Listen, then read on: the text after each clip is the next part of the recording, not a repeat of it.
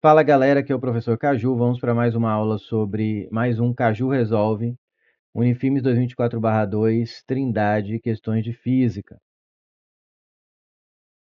Primeira questão de hoje, questão 36, né? Fala o seguinte: talvez isso aqui era mais difícil na parte de interpretação, mas eu sofri mais nas questões de ter que lembrar nome de lei, de princípio, que eu sou ruim de gravar nome. Eu sou muito ruim para gravar nome, mas dá para se virar. Em uma competição de maratona aquática em águas abertas, os competidores nadam em um círculo de 10 quilômetros montado em geral no mar. No final de uma prova, a competidora A está a 100 metros da linha de chegada, isso é importante. E a outra competidora B está 5 metros atrás da competidora A. Aí o bom da VUNESP, né, que ela desenha, ela é redundante, ela coloca no texto e ainda desenha para evitar erros de interpretação aqui. Ambas nadando a uma velocidade de 1 metro por segundo, em linha reta, conforme mostra a figura. Então tá aqui a A está nadando a 1 metro por segundo, na hora dessa fotografia, por exemplo, né? Vamos imaginar que isso aqui é uma fotografia nesse instante. Ela está a 1 metro por segundo, faltando 100 metros para chegar. A B também nesse instante estava a 1 metro por segundo, faltando o quê? 105 metros para chegar. Isso é importante. Porque ela está a 5 metros atrás de A, que por sua vez está a 100 metros da linha de chegada.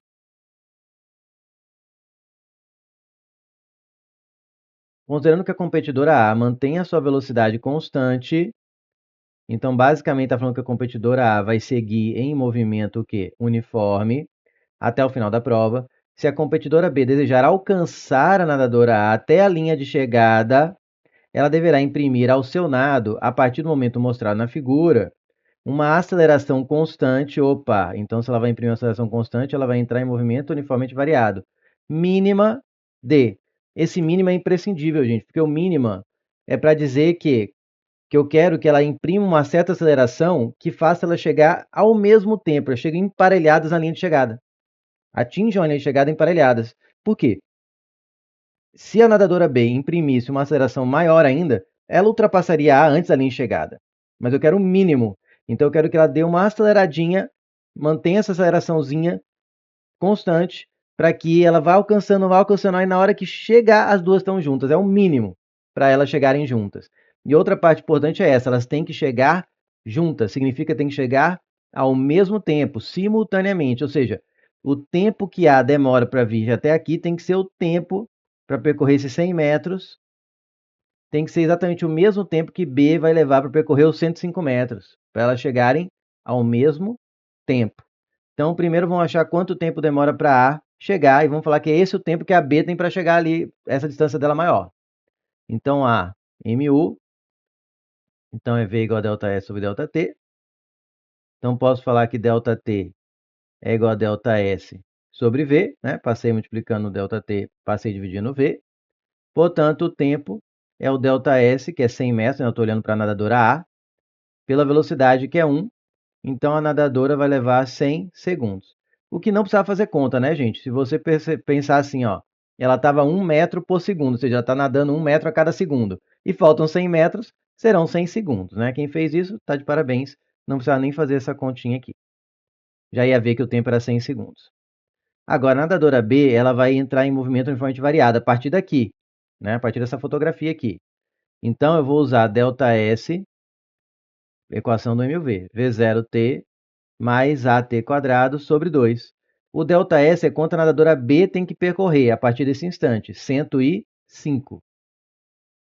A velocidade inicial da B era a mesma velocidade que a A estava naquele instante, que era 1, só que essa é inicial, ela vai começar a ganhar velocidade. E agora, o tempo que a B vai demorar para percorrer 105 tem que ser o mesmo tempo que a A vai demorar para percorrer o 100, porque elas têm que chegar juntas na linha de chegada. Então, aqui vai ser 100, mais a aceleração que eu quero, o tempo já viu que é 100 ao quadrado sobre 2. 1 vezes 100, 100, passo subtraindo 105 menos 100 fica 5. 100 ao quadrado já vou escrever como 10 à quarta, pode ser, galera? Porque 100 é 10 ao quadrado. Então é 10 ao quadrado ao quadrado. 10 à quarta vezes A sobre 2. Passa 2 multiplicando, vai ficar A, ou 10 à quarta de A, como eu já tinha colocado aqui. 10 à quarta A é igual a 10.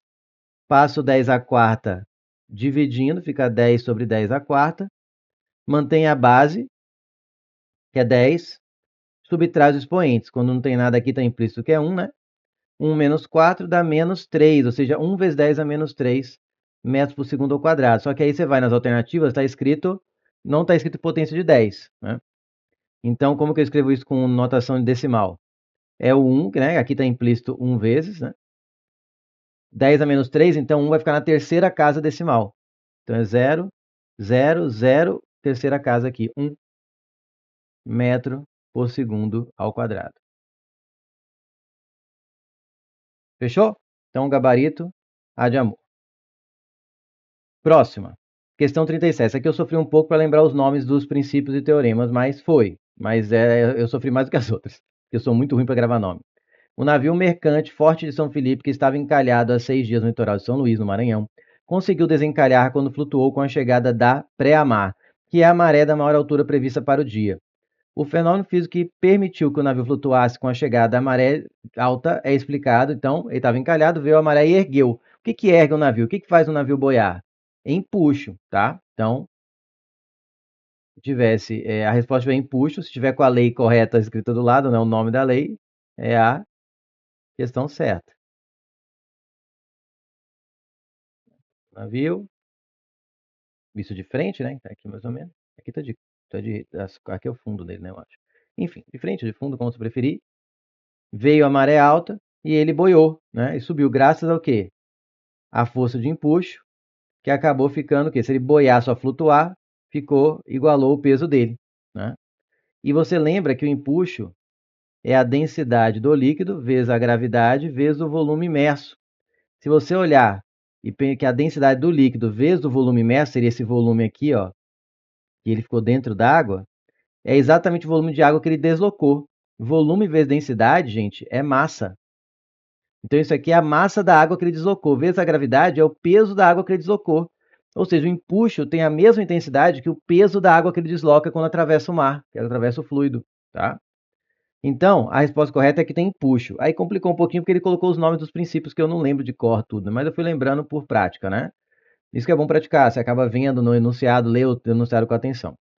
Pelo princípio de Pascal, que envolve a área. Então, assim, o fenômeno físico que permitiu que o navio flutuasse com a chegada da maré alta é explicado pelo princípio de Pascal, que envolve a área do casco submerso do navio. O princípio de Pascal está diretamente ligado à prensa hidráulica. Eu lembro sempre da ideia da prensa hidráulica, que é o que se usa para erguer carro, né, em oficina, que é o quê? A pressão que você exerce em um ponto de um líquido incompressível através de uma forcinha aqui, ela se propaga, e como aqui ele encontra uma área maior, essa pressão chega igualzinho, a mesma intensidade aqui nessa área maior, então aqui, como a área é maior, acaba gerando com uma força pequena aqui, gera uma força multiplicada aqui bem maior desse lado, tá? Então isso é o princípio de Pascal. Então não é exatamente o que está erguendo o navio, não estou usando uma prensa hidráulica ou algo que funciona da mesma forma, o que eu estou usando é o próprio empuxo da água, tá? Que envolve a área do casco, ele foi o princípio Pascal que envolve a área do casco submerso do navio. Não. Envolve a área do casco submerso do navio, o empuxo tem a ver com isso.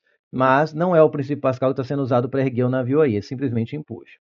Pelo teorema de Arquimedes, que define o surgimento da força de empuxo do navio. Exatamente. O princípio de Arquimedes diz que se eu coloco um objeto num fluido, surge uma força que tenta erguê-lo, né?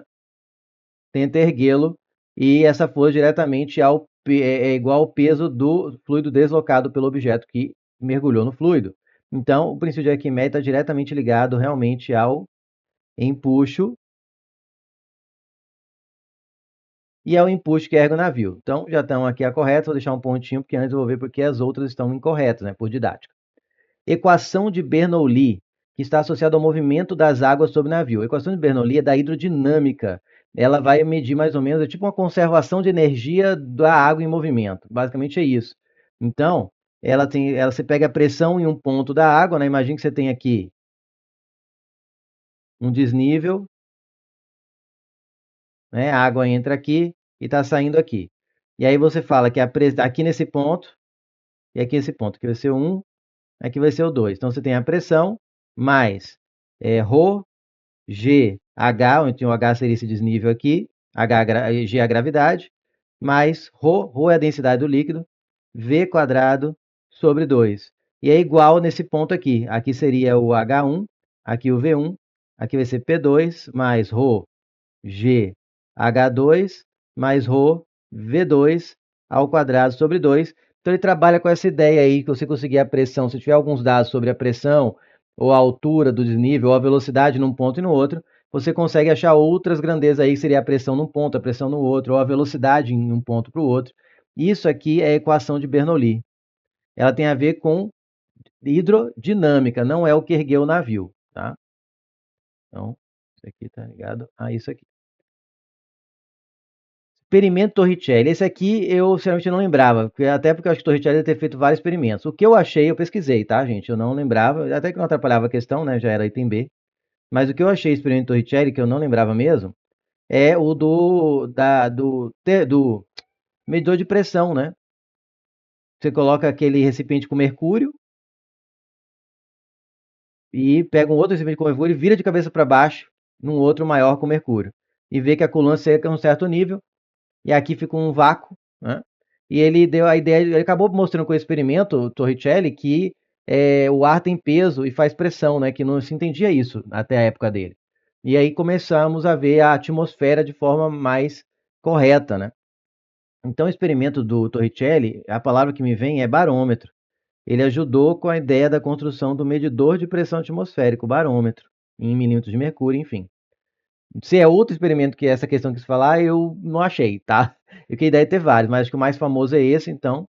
Porque aqui faz toda a variação da pressão sobre o casco do navio. Tem a ver com a pressão atmosférica aqui, então talvez tenha sido isso que a questão quis falar com o experimento Torricelli. Pelo teorema de Stevin. O teorema de Stevin tem a ver com pressão hidrostática, tá? E ele é mais conhecido, até onde eu sei, como o princípio de Stevin. E ele está diretamente ligado à variação de pressão, que você tem um ponto, em outro no líquido, tem uma variação aqui de pressão, e essa variação está diretamente ligada ao quê? A densidade do líquido, vezes a gravidade, vezes a altura de um ponto até o outro. É a variação de pressão, quanto mais você afunda, você mais se aprofunda no fluido. Isso é o princípio de Stevin, tem a ver com a pressão hidrostática, pelo teorema de Stevin, que se relaciona com a coluna líquida, né? Aqui tem uma coluna líquida de água sobre o navio, então realmente o teorema de Stevin tem a ver com coluna, mas não é o que ergue o navio, portanto, por isso não é a letra E. Questão complicada de você analisar todas, porque tem várias aí que estão corretas, só que não justificam o fenômeno, bem estilo Enem, né? O fenômeno está sendo observado. Então, fico com B de bola. 38. Um ciclista, ao encher o pneu de sua bicicleta com uma bomba de ar elétrica, faz a pressão do pneu variar de acordo com o gráfico. Ó, um gráfico de pressão por volume. O que eu digo sempre? Olhe os eixos antes de olhar o miolo. Quem não olhou os eixos aqui foi logo no valor numérico, vacilou e perdeu questão fácil. Olha só, aqui o eixo vertical é a pressão em 10 a quinta Pascal. Lembrando que Pascal já é SI. Ele é equivalente a Newton por metro quadrado. Tá? E o eixo horizontal é o volume em 10 a menos 3 metros cúbicos. Também já está no SI. Tudo no SI. Mas cada valor aqui, esse 3, representa 3, 10 a quinta. Esse 1 corresponde a 1, 10 a quinta Pascal. Entende? O 0,1 é 0,1, 10 a menos 3 metros cúbicos e por aí vai. Considerando o ar um gás ideal, aí ele me deixa usar o quê? A ideia de que a área, a propriedade gráfica de pressão por volume, que vem da ideia da equação dos gases ideais, ou equação de Clapeyron, enfim. Quando ele fala que é gás ideal, facilitou nossa vida. A intensidade do trabalho realizado, que é o trabalho, pela bomba sobre o ar injetado no pneu é igual a. Então, gente, basta lembrar a propriedade gráfica de pressão-volume que a gente vê muito em ciclo térmico, que acaba sendo a área dentro do ciclo, mas quando você quer só um trecho do ciclo, é a área entre o gráfico de P por V e o eixo das abscissas. Então, o trabalho, como aqui é só um trecho, não é um ciclo, é só uma transformação, vai ser essa área aqui, ó. Essa área desse trapézio é numericamente igual ao quê? Ao trabalho realizado sobre o gás aqui. Então, vamos atrás da área. A área é o quê? Um trapézio, então é base maior mais base menor vezes a altura sobre 2. A área A eu vou trocar já por trabalho, que é numericamente igual. A base maior, tá aqui, tá deitado, ó, as bases são os paralelos. 3. Vou colocar 3? Não, colocou só 3 quem errou. 3, 10 a quinta. Ou se ele só somou e depois colocou 10 a quinta lá de fora aqui, ele já se adiantou um pouquinho, também vai dar certo. Mas se a pessoa não colocou 10 a quinta aqui, foi porque não assistiu as minhas aulas o suficiente para eu sempre pego no pé disso em questão de gráfico. Olhar primeiro os eixos e depois prestar atenção no que está no meio aqui, no miolo. Base menor, essa aqui, ó, 1. 1 o quê? 1, 10 à quinta.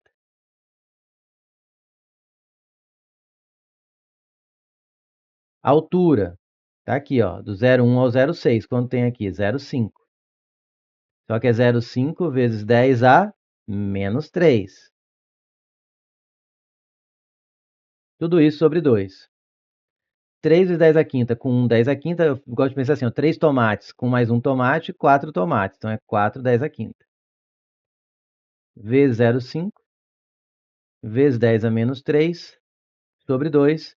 4 vezes 0,5 dá 2. 10 à quinta com 10 a menos 3 dá 10 ao quadrado. Sobre 2. Corta, corta. Trabalho 10 ao quadrado, também conhecido como 100 joules. Gabarito C de casa.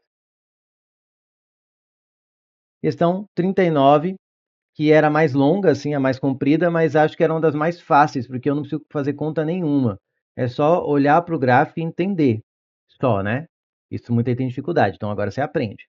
Ondas cerebrais são oscilações elétricas que ocorrem no cérebro e que medem apenas alguns milionésimos de volt. Está dizendo da amplitude dessa onda, né? São ondas elétricas, então tá medida eles medem em volt. A tabela exibe os 5 tipos de ondas cerebrais reconhecidos pela ciência, de acordo com sua faixa de frequência. Onda delta, de 0,5 a 4 Hz. Onda teta, de 4 até 8 Hz. Alfa, de 8 a 12. Beta, de 12 a 35. Gama, acima de 35 Hz. Lembrando que 30 Hz é o que? Uma medida de frequência. E ela é equivalente ao quê? Segundos elevado a menos 1. Ou seja, quantas vezes aquele ciclo se repete por segundo. O gráfico mostra uma onda cerebral medida durante 4 segundos. Eu só vou olhar um, eu só quero 1 segundo, já vai ser suficiente, porque eu quero pôr cada segundo em um eletroencefalograma. O gráfico representa uma onda cerebral e ele quer saber qual o tipo. Para eu saber qual o tipo, tem que saber a frequência. A frequência é quantos ciclos completos a onda realiza a cada segundo. Então, como aqui já está em segundos, eu vou contar aqui do 0 até 1 quantas vezes ela realizou um ciclo. Ó. Lembra que o ciclo completo de uma onda ela sobe, passa pela posição central, vai até o valor mínimo e aí sobe de novo. Isso é uma onda completa, não é isso? Agora vamos ver, ainda não chegou num segundo. Vou mais uma então. Ó. Uma. Deu certinho, completou 2 ondas em 1 segundo. 2 ciclos a cada segundo, então a frequência é de 2 Hz, porque é 2 ciclos por segundo. Era só ler o gráfico, já saía direto, sem conta nenhuma. A conta que foi 1 mais 1, 2, né? 2 ciclos por segundo, 2 Hz. 2 Hz está aqui de 0,5 até 4 nesse intervalo, portanto é uma onda delta. É de elefante. Legal? E para finalizar, a questão 40. Após forte chuva que atingiu Belo Horizonte, uma árvore de grande porte caiu sobre 3 carros e derrubou um poste de energia elétrica. Segundo o Corpo de Bombeiros, um casal e seus 2 filhos precisaram ficar dentro do carro até a chegada dos bombeiros, por causa dos cabos de energia do poste que ficaram soltos. O Corpo de Bombeiros reforça que, em casos como esse, as vítimas não devem descer do veículo até que a energia seja desligada e o carro aterrado para o excesso de carga na sua superfície, o quê? Ir embora para a terra. Ficar dentro do veículo pode evitar o risco de eletrocutamento. Ao permanecer dentro do carro, a família evitou o perigo de ser eletrocutada por quê? Essa é uma questão clássica, né? Já caiu em diversos vestibulares. Por que ela não foi eletrocutada ao ficar dentro do carro? Porque ela ficou protegida por um efeito chamado isso, gaiola de Faraday, né? A estrutura metálica do carro acaba formando uma gaiola para quem está dentro do carro. E quando eu tenho cargas elétricas que vêm de fora, né, ou se conectam com a superfície externa aqui, elas ficam na superfície. É uma natureza. Vou colocar negativa aqui as cargas em excesso. É a natureza da carga elétrica. Eles não entram dentro da gaiola, elas ficam nas paredes em volta. Aqui, ó. Vem aqui, ficou parecendo que entrou, né? Elas ficam nas paredes da gaiola. Elas não vêm aqui no meio. E tem mais, elas ficam posicionadas de tal forma que o campo gerado por uma é anulado pelo campo gerado em outra. Elas se arrumam, se acomodam nessa superfície de tal forma que o campo elétrico dentro da gaiola é nulo. Então você fica o quê? Protegido contra choques elétricos. Enquanto está dentro da gaiola, o choque não te... Tem vários vídeos, né? O cara coloca ali um cabo de energia conectado aqui, né? Então a ideia é da gaiola de Faraday. Você não sai do carro, primeiro porque a superfície, você sair do carro, você vai encostar, e aí sim você pode encostar no chão e no carro, e aí você vira um condutor e a corrente te atravessa. Tá?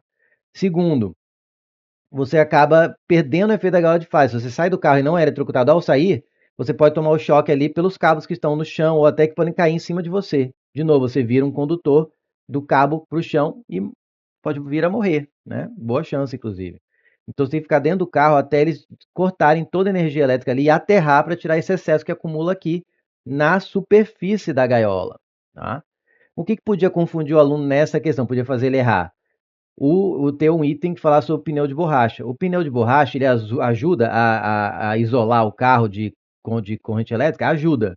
Mas não é o fator determinante, até porque cabo solto pode vir de qualquer direção. Ele ajudaria com cargas que viessem pelo chão, digamos assim, que encostassem no pneu propriamente, porque borracha é o que? Mau condutor de eletricidade. Então ele ajuda, mas não é o fator determinante para ficar protegido de ser eletrocutado. Né? Então vamos ver. Letra A. A estrutura metálica do carro evita a permanência de cargas elétricas em seu interior. Sim, pela natureza elétrica, elas ficam na beirada, eles acabam se repelindo, né, dessa forma. Um fenômeno conhecido como gaiola de Faraday. Exatamente, essa aí é a letra A. Vamos só marcar um pontinho enquanto a gente vê porque as outras são erradas. A bateria do carro induz uma carga elétrica contrária àquela depositada na lataria do carro, anulando-a. Um fenômeno conhecido. Não, as cargas não são anuladas. Elas ficam ali na superfície e o campo é anulado. E outra, isso aqui, a lei de Lenz, é a lei de anulação do você anular a carga, o campo eletromagnético. A lei de Lenz tem a ver com o fato de você ter uma variação de campo magnético que gera uma corrente que, por sua vez, provoca um campo magnético que tenta anular essa variação. Então, é uma briga de campo magnético, não carga elétrica, tá? Os pneus do carro isolam o seu interior das cargas elétricas, até certo ponto, sim, depende de onde ela vem. Uma coisa como blindagem magnética, seria mais para blindagem elétrica, né? E outra, os pneus do carro dão uma proteção limitada, tá? Porque a borracha é mau condutor, mas não é o fator determinante. D. As partes do carro feitas de borracha, de novo, impedem o deslocamento de cargas. É verdade, porque é mau condutor, impede, mas só as partes feitas de borracha não iam garantir a proteção. Um problema conhecido como efeito fotoelétrico. Não, isso aqui não, isso que ele está descrevendo aqui não é, isso é verdade, mas não é efeito fotoelétrico. Tá? Efeito fotoelétrico a gente já viu em questões de física moderna, né? Você tem um metal, joga uma onda de luz, uma onda luminosa de alta energia, de alta frequência, por exemplo, e aí você vê elétrons pulando desse metal. Isso é efeito fotoelétrico. Você usa em iluminação de pós de rua, às vezes tem outros meios também. Você usa em óculos de visão noturna, né, que ele recebe onda até de baixa energia, mas se tem um metal ali super sensível, que com essa onda faz pular elétrons, aí tem um receptor que converte aquilo numa imagem e você consegue enxergar o que você não enxergaria a olho nu. Tá? Então, o efeito fotoelétrico existe, mas não é essa parte da borracha. A borracha é um mau condutor, e ajuda um pouco, mas não é chamado de efeito fotoelétrico. Os vidros e as partes plásticas do carro impedem as trocas de calor. Elas dão uma segurada, sim, é verdade, porque vidro e plástico são mal condutores de calor. Tá? Agora, olha o resto que ele fala. Os vidros e plástico impedem as trocas de calor gerado pelas cargas elétricas. Não, só se ela tocar fogo em alguma coisa, né? Que alguma coisa explodir e pegar fogo. Aí tem uma faísca. Mas a carga elétrica em si, ela vai transformar em calor se ela passar por alguma resistência. Pode aquecer, passando por algum lugar que evita que exija, que tem uma resistência à sua passagem, ela aquece aquilo que é o efeito Joule, ó. Gerado pelas cargas elétricas em movimento, um fenômeno conhecido como efeito Joule. Cargas elétricas em movimento num condutor que oferece resistência aquece esse condutor, né? É a conversão de parte da energia elétrica em energia térmica. Isso é chamado de efeito Joule. Isso está certo. Vidro e plástico são mal condutores de calor. Isso também é verdade, mas uma coisa não tem nada a ver, uma coisa não está ligada à outra, tá? E não é o principal objetivo ali do ficar dentro do carro é se aproveitar do efeito gaiola de Faraday, tá? Essa proteção aí pode até existir, mas não tem, elas se estabilizam ali na gaiola de Faraday até onde eu sei, elas não ficam em movimento, então não vai ter o efeito Joule. Mas se tivesse efeito Joule e aí fosse um mau condutor ali fazendo uma barreira, podia ajudar a proteger do calor, mas aqui é para proteger do choque, tá? Então essa questão também foi meio complicada, porque tem várias verdades sendo ditas ali, mas elas ou não se conversam no mesmo item, ou elas não têm a ver, não têm relação direta com o que foi pedido, que o Enem faz muito, né? Então a gente fica aqui com a letra A de amor, que é o que tem diretamente relação com o que está sendo dito no texto e está conversando aqui tudo que está no item. A de amor. E é isso, galera. Espero que tenham gostado. Espero que tenham ido bem nessa prova. Quem vai fazer outra prova, não sei se ainda vai ter a prova de. Eu estou gravando isso aqui dia 11, 2 dias depois da prova de Trindade, que ainda vai ter a de Mineiros, não sei. Se for isso, boa prova para quem vai fazer Mineiros. Espero que isso ajude. Quem está assistindo essa aula já depois, que vai fazer ainda agora, já, isso que eu estou gravando aqui em 2024, junho, né? 2024. Estiver assistindo para uma outra prova, espero que ajude você também, tá certo? É isso. E nos vemos no próximo Caju Resolve.